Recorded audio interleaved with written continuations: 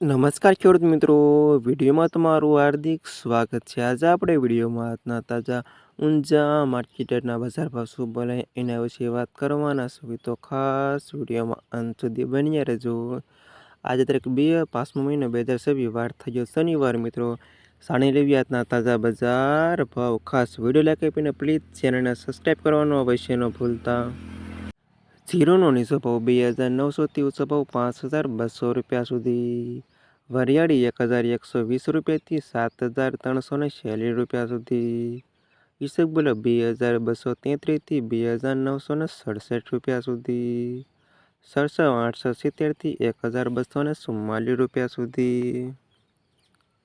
રાયડો 1140થી 1260 રૂપિયા સુધી। મેથી 870થી 1211 રૂપિયા સુધી।